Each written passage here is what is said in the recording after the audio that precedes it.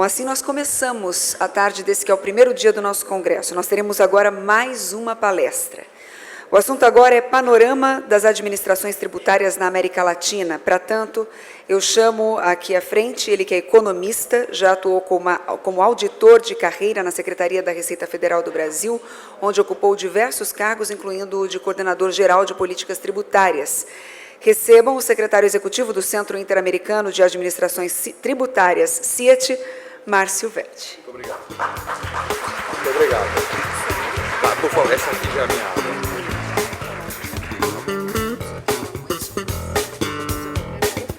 Tá bem, eu acho que esse aqui.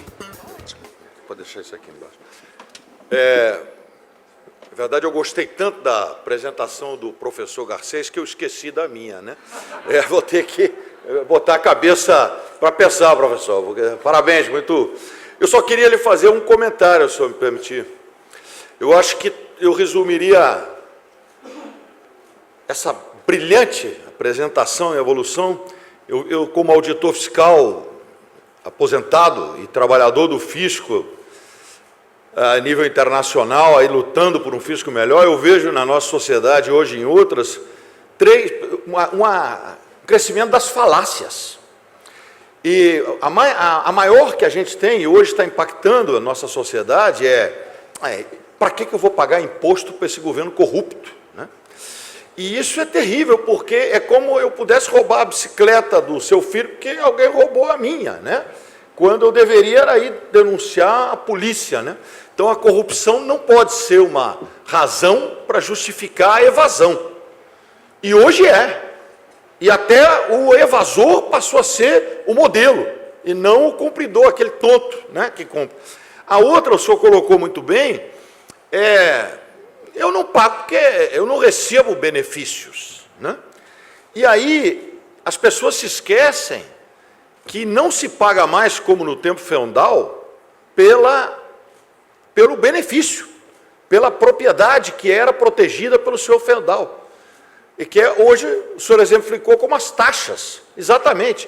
Hoje, o princípio que norteia a tributação não é o do benefício, é o da capacidade de contribuição. Então, num país com 210 milhões de habitantes e com 20 milhões pagando imposto de renda e 100 milhões que não têm condição de pagar, é muito duro que os 20 milhões queiram receber o mesmo benefício do que eles pagam. Eles teriam que estar na sociedade feudal, né? Então, é evidente que eles têm que pagar para tentar andar na rua, né? Eles deveriam estar felizes por poder caminhar, né?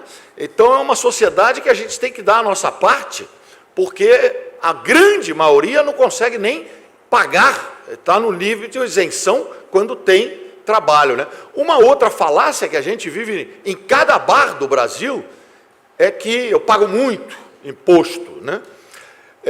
Pago 27,5%.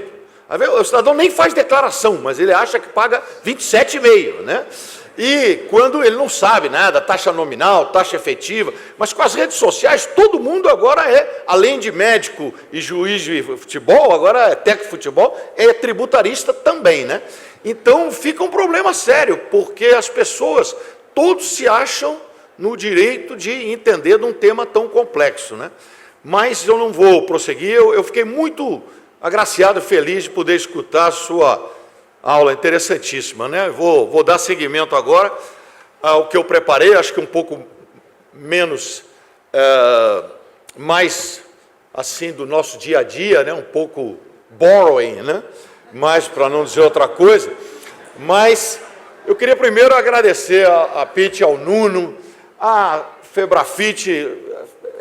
Me sinto mais do que da família, né? Já fui agraciado pela Febrafit, os irmãos da Febrafit, todos vocês, eu tenho um carinho imenso por participar dessa família, né? O Sindifisco Nacional, o Unafisco Nacional, e felicitar o Rodrigo, a Fresco, por ter organizado esse evento, a todos os senhores. Eu sempre lhes digo, professor, não tem na América Latina nada que se assemelhe ao que o senhor está vendo aqui. O senhor vai ao México, uma grande economia, não tem nem carreiras para início de conversa. Os países vizinhos também não têm carreiras. O que dirá o Nafisco, Sindifisco, Febrafite?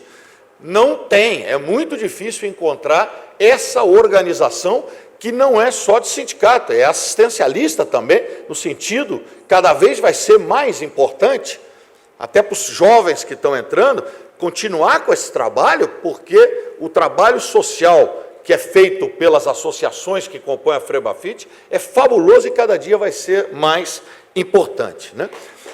Não tenho dúvida disso. Não tenho dúvida disso. Eu aproveitar a sua presença, podia me ajudar nisso aqui, porque senão eu vou me enrolar. Aí me pediram para eu falar da América Latina. E é muito difícil falar da América Latina. Mas eu tentei trazer aqui algumas coisas. A primeira, e acho que o professor Garcês e todos os senhores estão de acordo comigo, é one size doesn't fit all. Não tem uma solução que é boa para todo mundo. Não tem. Pensar que a gente copia o modelo do vizinho e resolve os nossos problemas é um pouco simplificar as dificuldades que nós enfrentamos. Não tem uma solução única. Até porque cada país da região, nós podemos dividir a América Latina, por exemplo, os países que dependem da riqueza de mineral, petróleo e gás, Bolívia, Equador, Trinidad, México, Venezuela.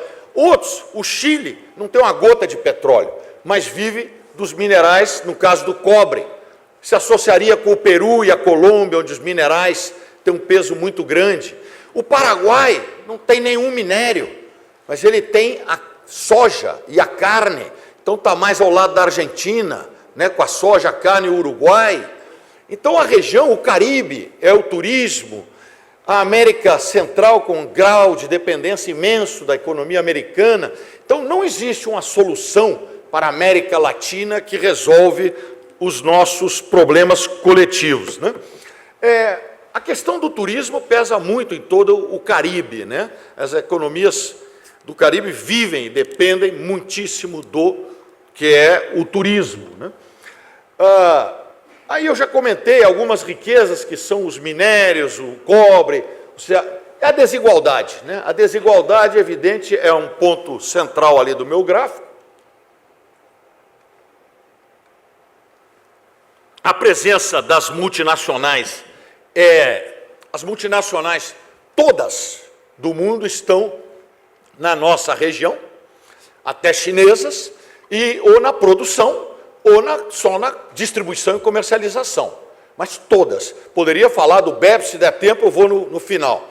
E, claro, a corda sempre arrebenta, né, do lado mais fraco, do mais pobre, o menos capacitado. A nossa desigualdade, que eu considero que muito da nossa desigualdade vem dos anos que o Estado se financiou com o imposto inflacionário.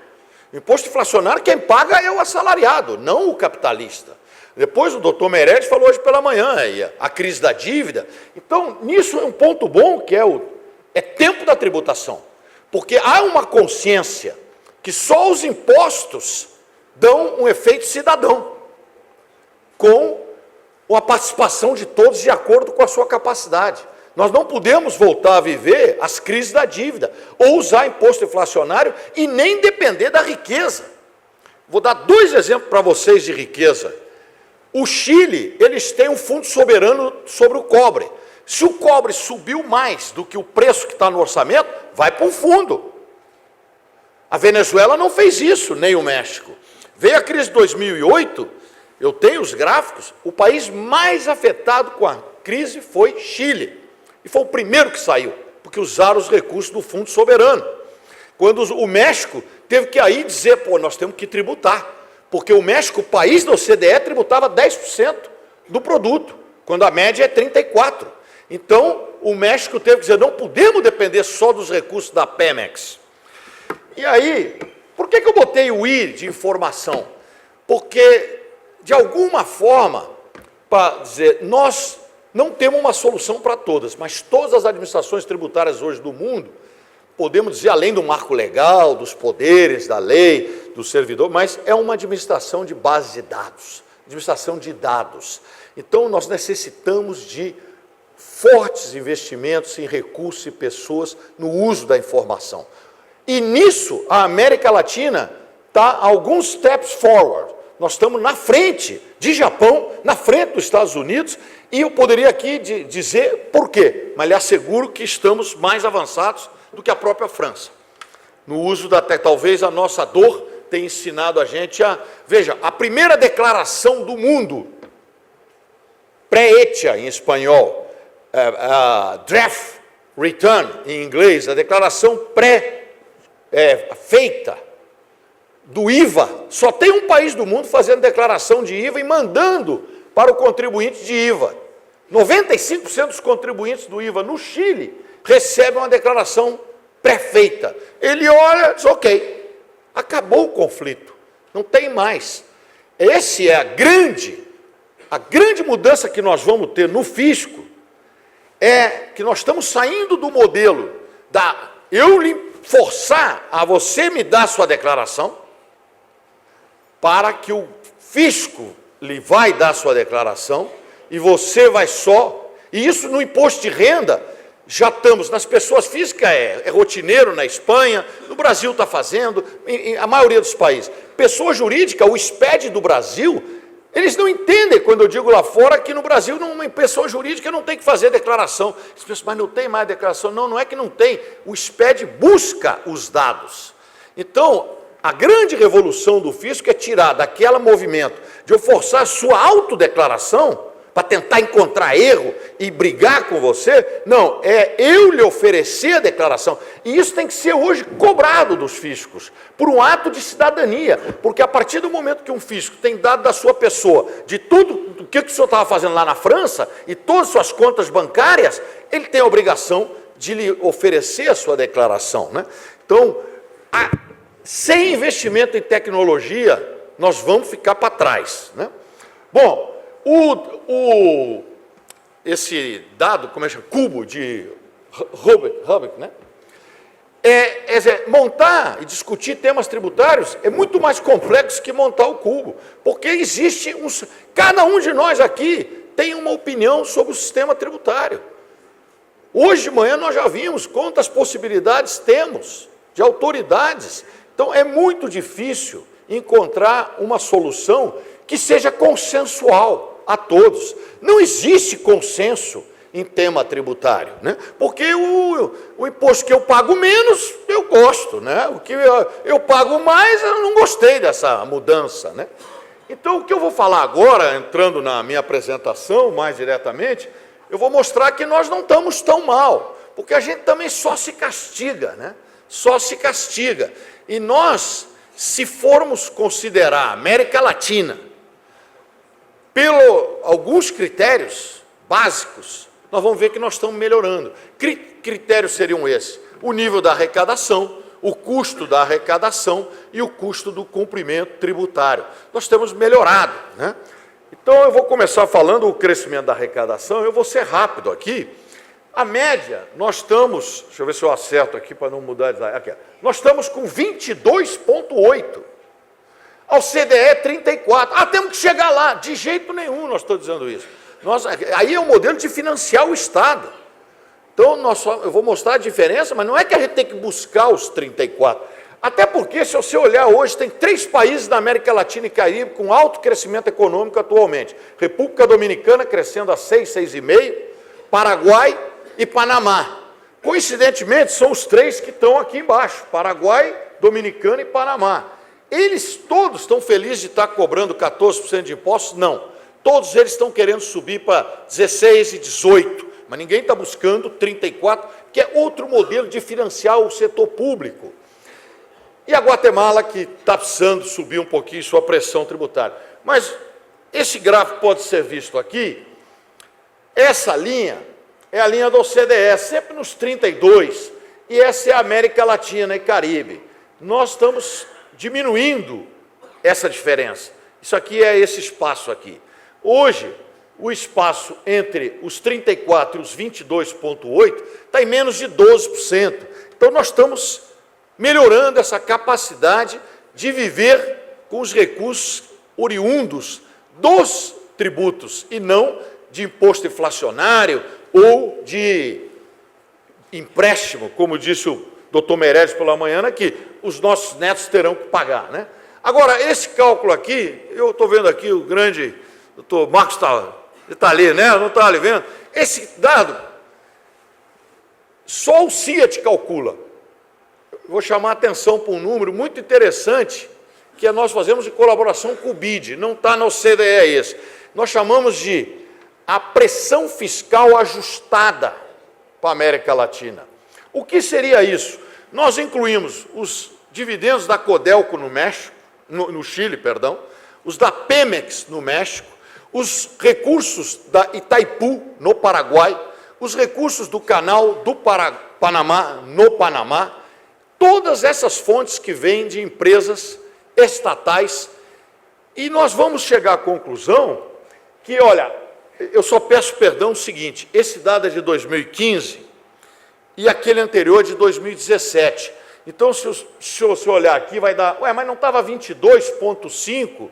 É porque esse é 2017 a 22,5. Esse dado ainda está... Daqui a 10 dias eu vou ter o novo dado, mas eu não tinha para trazer hoje. Então, nós estávamos cobrando 21,7. Agora está 22,5. Estamos melhorando. Mas isso é dividido. Quanto que cada um país arrecada? O Brasil, 34, Honduras, tanto, divide por 2. Se a gente pondera pelo tamanho do PIB, os pesos dos países pequenos que tributam menos, Guatemala, Honduras, então a pressão fiscal ponderada da América Latina já vai para 24. Agora, a pressão fiscal, incluído aqueles recursos que eu disse de Canal do Panamá, Itaipu, já é 24. Ponderada, nós estamos com 27,5, que é uma diferença muito pequena para a OCDE. E a OCDE, a gente poderia até dizer que ela é 30, porque ela chega aos 34, porque alguns países da OCDE, os nórdicos, os outros, têm uma pressão muito elevada. Então, o nosso problema não é baixa tributação. Nosso problema é a má qualidade da tributação, né? Que todo mundo sabe, todo mundo fala. Eu vou tentar colocar... Primeiro, não vou entrar aqui mais muito tempo, mas a gente tem melhorado. Se olhar o azulzinho, é renda. Aqui, ó, imposto sobre a renda, lucros e ganhos de capital. Em 90 era 3,3 do PIB. Nós estamos em 6,1. A América Latina quase dobrou a arrecadação da parte de renda, imposto de renda. Isso era o que a gente tanto quer, que é tão fácil falar e difícil fazer. O imposto ao consumo são esses dois. Ó. Nós estávamos com 8,7, então agora com 11,4. Aqui está boa parte da nossa crítica, que nós estamos aumentando mais a tributação ao consumo numa sociedade desigual. Por que a gente faz isso? Por que a gente é tão mal, nós tributaristas, e castigamos a tributação do consumo e tributamos e não aumentamos mais ainda a da renda? Vou tentar mostrar. Bom, e segurança social, que é... Perdão, eu mudei aqui, espero que eu acerte, eu não sei voltar. Então, de qualquer maneira, a segurança, o pago da Seguridade Social, pode voltar um? Voltou? Ó, nós estávamos 2,1 em 90 do PIB era arrecadado como Seguridade Social. Hoje, 3,9. Então, isso é uma grande evolução, que nós estamos caminhando para melhor, não é só desgraça, né? Aqui a comparação com a OCDE, eu não posso gastar 15 minutos explicando isso e vocês conhecem. Mas veja, eles cobram 9 do PIB para a Seguridade Social. Nós estamos 3,7, que era a média, mas tem que somar mais esse 1,7, que vai dar aqueles 6 que a gente tinha. Os dados aqui têm problema de diferença de ano, mas nós temos que chegar nesses 9%, né? Agora, vejam aqui, eu tenho um probleminha aqui, que eu tenho gráficos de 2 anos diferentes, não dá exatamente igual, porque nossos bases de dados estão em 15 dias eu vou ter dados novos. Mas veja que das pessoas físicas, o CDE cobra 8 pontos do PIB. Nós cobramos 2,2. E por que a gente cobra tão pouco? Não é porque só porque a gente quer, é muito mais fácil para eles cobrar mais imposto de renda. Aqui, veja, na Bolívia, do produto doméstico bruto, 25% é componente de remuneração de salários, do trabalho. Nos Estados Unidos, 54%. Então, é evidente que é mais fácil cobrar mais impostos nos Estados Unidos sobre renda das pessoas individuais do que na Bolívia. Então, na média da América Latina, é 35% o componente de compensação dos empregados no produto. Veja, a União Europeia é 48%. Então, eles têm 48 sobre 35, deve dar uns 30% a mais ou 40%. Mas com um agravante, que é que eles têm uma melhor distribuição da renda. Além de eles terem 46% do produto em salários, esse salário está muito mais harmonicamente distribuído. Então, você pode cobrar. Aqui no Brasil, na América Latina em geral, se a gente tenta aumentar de uma forma rápida a tributação sobre pessoas que ganham mais, nós vamos só caçar nos zoológicos que estão pagando, entendeu? Vamos cobrar, e aí vai aquela discussão de transformar em confisco, porque a maioria das pessoas que compõem essa renda aqui estariam no nível de isenção. Estaria no nível de isenção. A gente pode, até o caso, quando a gente diz, se todos os informais da economia, todos que estão vendendo coisas aí na Paulista, todos eles amanhã se formalizarem. O MEI formalizou 10 milhões. Tá? O impacto no imposto de renda é zero, porque nenhum deles vai ter renda, ou alguns, mas muito poucos, de tributável. Todos vão estar no limite de isenção. O grande problema da informalidade é o que afeta ao pagamento da segurança social. O impacto na renda é muito pequeno, porque eles não vão entrar ganhando 8, 10, 6 mil para contribuir com o imposto de renda. Então, não é só uma questão de que a gente tributa menos a renda e mais o consumo, não é porque a gente é mau, é porque a desigualdade de renda é muito grande e é difícil inverter essa realidade, né? Olha, em termos de custos, queria só mostrar a média da América Latina. Nós estamos cobrando, aqui em GDP, não dá muito sentido, mas veja, é muito difícil comparar os custos. Portugal, por exemplo, o país tem o custo mais elevado, e Barbados. Se comparar Portugal com o Uruguai, você teria que fazer um ajuste, porque o Uruguai não inclui a administração aduaneira, e Portugal inclui. Então, eu tenho que comparar peras com peras e laranjas com laranjas. Então, por exemplo, Paraguai e Nicarágua eu posso comparar, porque eles têm funções mais ou menos similares. A Espanha, eu posso dizer que tem um custo barato, porque ela administra aduanas e custa menos que Portugal, que também administra aduanas. Então, eu não posso comparar o Chile com a Colômbia. A Colômbia deveria até ter um custo maior, porque ela inclui a administração aduaneira. Por exemplo, o Peru inclui aduaneira e seguridade social, igual que o Brasil. Mas, em relação ao PIB, é muito difícil dizer que a gente está custando muito ou pouco. Nós estamos custando pouco. Cobrar tributos, hoje, para o governo, a função de cobrar é barata. Vê-se melhor aqui. Quando se discutiu, estava falando com o Kleber e com o pessoal da coisa, quando se discutiu projeto, o Mauro, projeto da transformar a Receita numa autarquia, se dizia, e quanto que tem que ser os recursos dessa autarquia? 2% do que arrecada.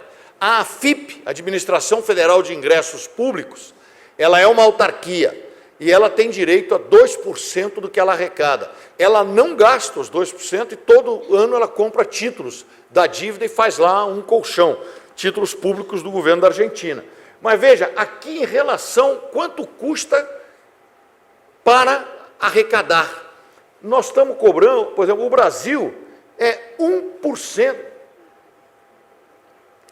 Eu preciso voltar aqui, voltei. O Brasil está custando 1%. 1% custa, ou seja, com $1 você arrecada 100. Então a gente tem que ter cuidado na hora de discutir corte de orçamento e tudo, a gente tem que cortar. O orçamento tem que ser gerenciado com toda, ou seja, o que seja o mais barato dentro do nível mínimo de eficácia que o nosso ministro do Planejamento passava. Mas hoje o custo de arrecadar no Brasil é muito barato. Com $1, para arrecadar 100 se gasta 1. E temos a exceção que é a Guatemala, que tem uma administração que tem um custo mais elevado que as demais, e o Paraguai, mas olha, a média da América Latina é 1%. Esse dado do Brasil vem do questionário que são dados dos próprios países, com esse sistema chamado AISORA, que o CIAT faz parte, liderado pelo Fundo Monetário, que 140 países alimentam os dados. Esse dado é atual, tem 2 anos, o novo AISORA de 2017 sai agora daqui a uns meses. Mas nós estamos cobrando, vamos dizer, o custo dos fiscos é barato. Esse gráfico é muito interessante, mas ele precisa de muita análise.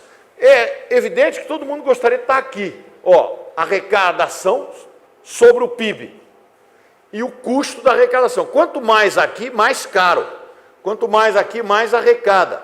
A Itália, por exemplo, está numa situação melhor que Portugal, porque ela arrecada mais ou menos igual a Portugal em relação ao produto, mas ela custa menos que Portugal. A Guatemala arrecada pouco, nós vimos 12%, e tem o maior custo, então estaria hoje na pior posição nesse gráfico, né? Igualmente, esse gráfico não pode ser usado sem considerações, porque tem países que incluem aduana, outro não inclui aduana. O Chile, por exemplo, não inclui a própria cobrança, é feita pela tesouraria, mas é interessante os países que estão nesse lado, Espanha, Argentina, Estados Unidos, Equador, Brasil, Colômbia, Marrocos, El Salvador, esse grupo todo aqui tem um baixo nível de custo para arrecadar e tem uma arrecadação em relação ao produto razoável ou dentro do que se espera para atender às necessidades dos seus governos, né?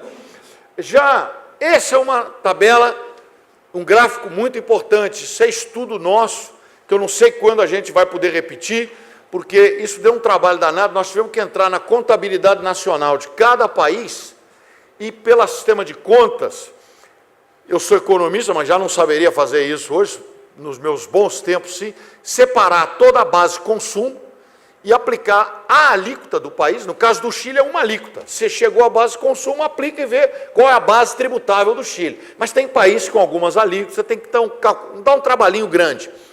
E nós chegamos na base tributária de cada país. Veja que aqui, cadê o BR? Do Brasil a gente não conseguiu fazer, é mais complicado.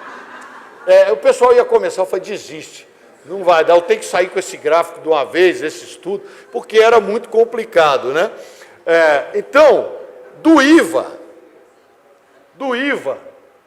nós separamos em 3 coisas, a eficiência, a ineficiência G e a ineficiência X.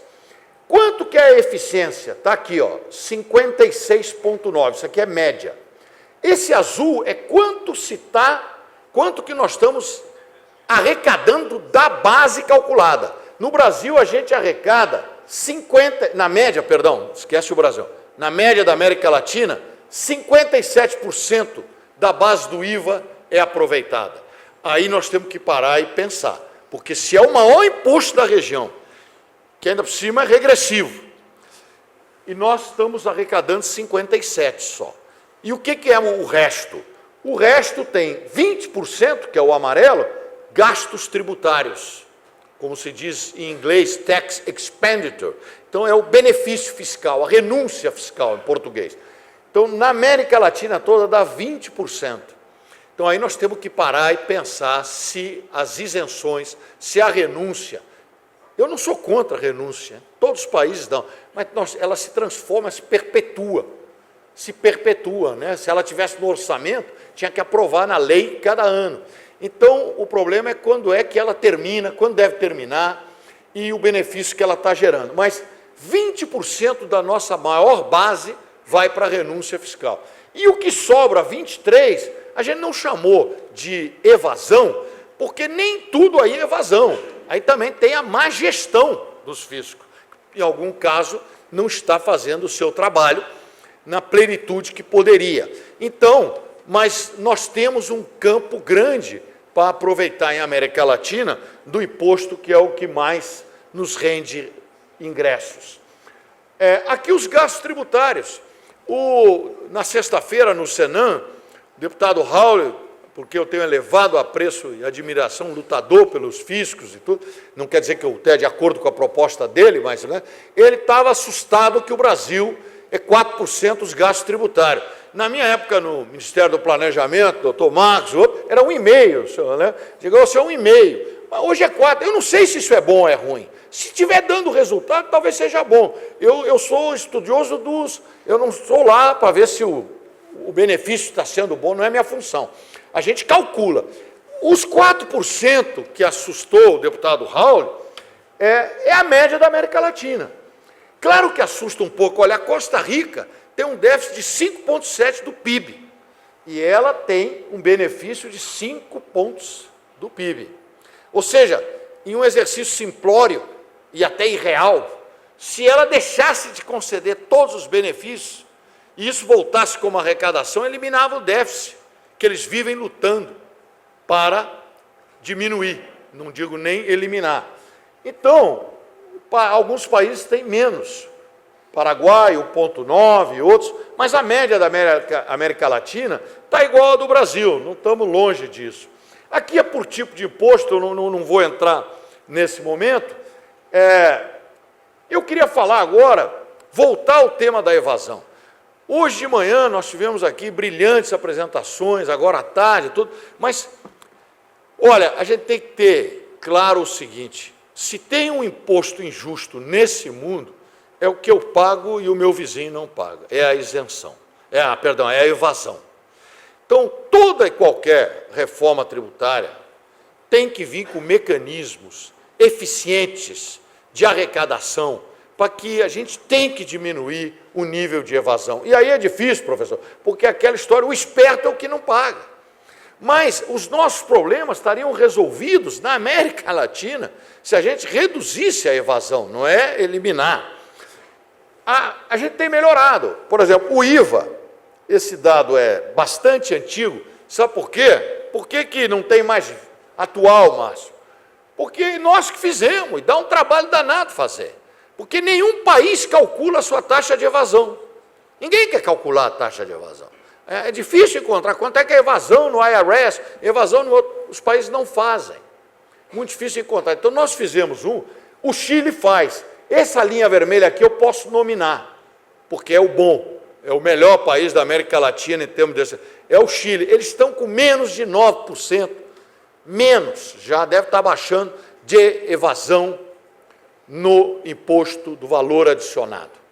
É o melhor valor adicionado da América Latina, o único que só tem uma taxa, muito poucas isenções, e eles, com a massificação da fatura eletrônica, todos lá têm que usar fatura eletrônica, perdão, estou dizendo em espanhol, é nota fiscal eletrônica, em espanhol se diz fatura eletrônica, a nota fiscal eletrônica, eles estão produzindo o IVA, então eles estão num estágio de quase chegar no nível aceitável de evasão, vamos dizer, do imposto sobre o valor adicionado.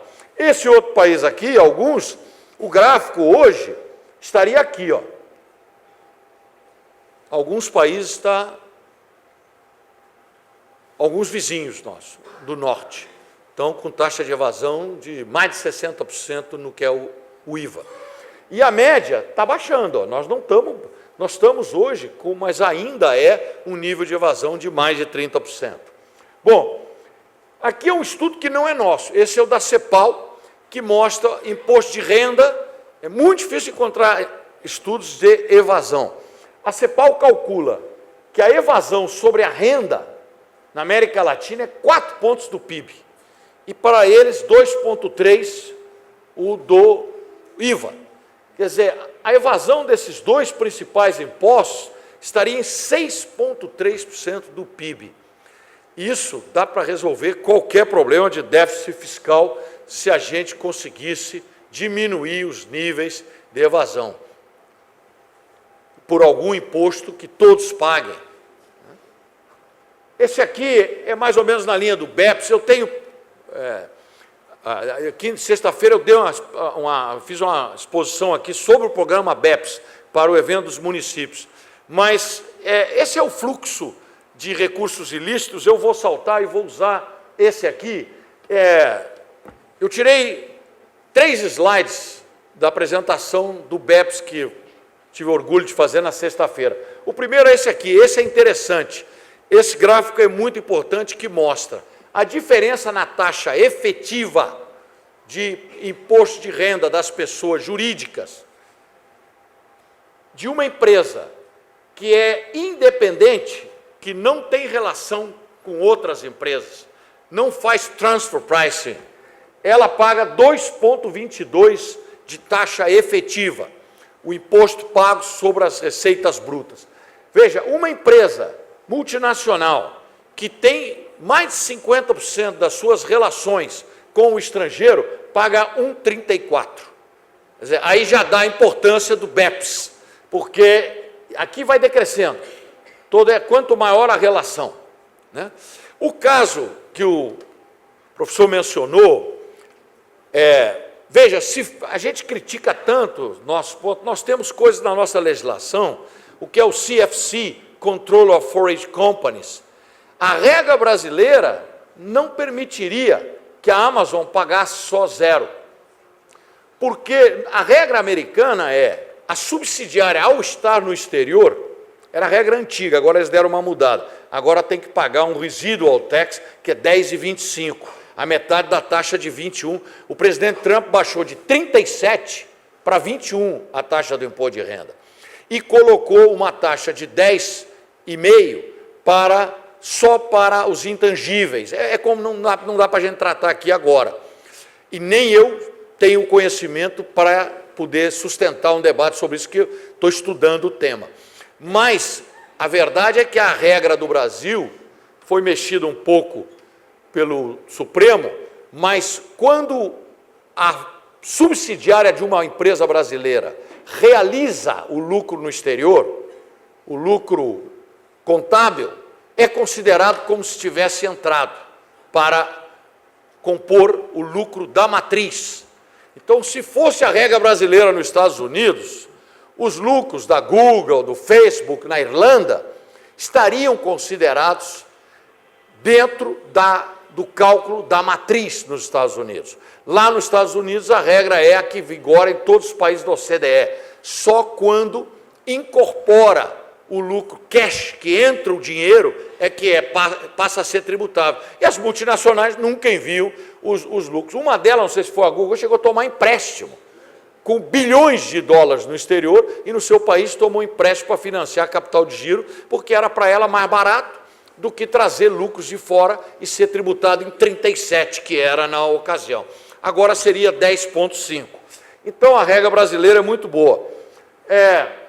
Aqui é só para dizer que o tema da tributação internacional é tão importante que nas demandas que a gente recebe de apoio aos países para assistência técnica ou consultas, o primeiro são processos. Eu botei procedimentos, porque todos os tipos de processos, desde cobrança até processo de seleção de contribuinte, aqui vão um número grande. O segundo, fiscalidade internacional. E por quê? É uma prioridade para Honduras, Nicarágua, Paraguai, Caribe? Não é que seja, não é a prioridade tanto para eles hoje. É o desconhecimento. É muito difícil para as administrações tributárias jogarem esse jogo de tributação internacional. Elas não têm nem as pessoas, nem a capacidade de estar up to date, de entender tudo que está sendo discutido. Então, eles pedem muito apoio a uma organização como a nossa, que existe para apoiar os países, né? Bom, eu tenho vários slides que eu falo sobre desafios das administrações tributárias. Isso normalmente necessita meia hora. Mas eu acho que hoje, a principal restrição que nós vamos ter, perdão que está em inglês, mas eu venho de uma missão atrás da outra, é o gerenciamento do conhecimento. Nós temos que investir no fator humano. Se nós não tivermos pessoas hoje capacitadas para esse mundo que vem aí, a gente escutou a classe que deu o professor Sintra aqui, do que vem por aí. Se a gente não tiver um corpo técnico preparado para lidar com esse processamento de dados, big data, com a inteligência, com modelos de seleção, então nós não vamos conseguir. A gente já não consegue. Nesse jogo de gato e rato, nós estamos sempre perdendo para o rato, entendeu? A gente está sempre correndo atrás. E quando a gente dá um passo, eles deram 3. Né? Sobre o BEPS, pessoal, eu tenho 0 segundos, já estourou aqui, mas eu vou usar, estava 1 minuto, mas passou muito rápido. Eu queria comentar o seguinte: a primeira organização que fez um evento regional sobre o BEPS foi o CIAT, em Bogotá. E o BEPS é uma prioridade para os países latino-americanos? Não é. Não é. Para a maioria deles, não é. Para o Brasil é, porque é um outro tipo de economia. Não é o mesmo para o Paraguai, que a economia está toda com soja e carne e tabaco. Então é muito mais fácil de você controlar. Agora, o BEPS era uma oportunidade. Sem o programa BEPS, nós não vamos participar do contexto, do atual. Nós vamos ficar mais por fora ainda dos temas hot topics que estão discutindo. E muito mais que isso, foi o fato de países como o Peru, como Costa Rica, como Guatemala, para não listar quase todos, que o acesso às contas bancárias no Peru ainda é constitucional. Só que o país, ao assinar como membro do Global Forum on Transparency and Exchange of Information, ele tem que intercambiar dados. Como é que a administração vai trocar dados se ela não tem acesso aos dados bancários? Então, o BEPS, ele permitiu à maioria dos países uma modernização do seu marco legal. E o fisco, não tem fisco que funcione sem ter um marco legal que lhe dê as potestades, em espanhol, os poderes. E essa atualização das capacidades foi muito importante ter participado e estar participando do programa BEPS. Com certeza, se eu ligar para o meu amigo, o ministro ou o diretor de impostos da Honduras, ele tem hoje 10 prioridades mais do que qualquer uma das 15 ações do BEPS. Poderia listá-las todas e discutir, mas não, o tempo não nos permite. Mas vai desde a economia digital até o abuso de pagamentos por juros fictícios, preços de transferência, até na ação 13, que é a ação do Country by Country Report. Isso é uma grande conquista do BEPS, que pela primeira vez na história, liderados pela OECD, se conseguiu que as multinacionais, ainda está no nível muito alto, tem que ser o grupo que tenha ingressos de maiores de 700 bilhões de euros, mais bilhões de euros, mais bilhões de euros, perdão. O que acontece? É que é um problema da língua. Sabe que no espanhol não existe bilhões, é miles de milhões. Então, trilhões em espanhol é bilhões, aí eu fico confuso. Mas, pela primeira vez, as empresas mundiais têm que fazer 3 informes. Um chamado Country by Country, o outro é o Master File, que ela vai contar ali quantos empregados ela tem em cada país, quanto que ela tem de ativos, quanto que ela gerou de lucro, informações que a gente nunca teve. Elas não são públicas hoje. Eu tenho uma grande força, a Tax Justice Network, está lutando para que isso seja transparentado a todos. Tomara, nós também apoiamos essa transparência, mas não é o caso. Essa é só uma ação do BEPS que foi uma grande conquista a todos os países. O Fórum Internacional de Transparência, esse foi uma verdadeira revolução a favor dos fiscos, que é o intercâmbio de dados, né? E nessa situação hoje do cenário internacional, Nenhum país sozinho não consegue enfrentar o planejamento tributário abusivo dessas empresas mundiais. É impossível. E para nós é difícil, para os países africanos, em muitos casos, é até pior, para os países do Sudeste Asiático também. Então, nesse ponto, a gente tem muito que se beneficiar de participar de um movimento global, como o Fórum Global de Transparência e o programa BEPS. Eu passei um pouquinho do tempo, mas eu queria dizer para os senhores que, mais uma vez, para mim, foi uma honra muito especial ter participado e poder ter uso da palavra. Eu espero que tenha sido do interesse de vossas senhorias. Muito obrigado por todos, tá bem?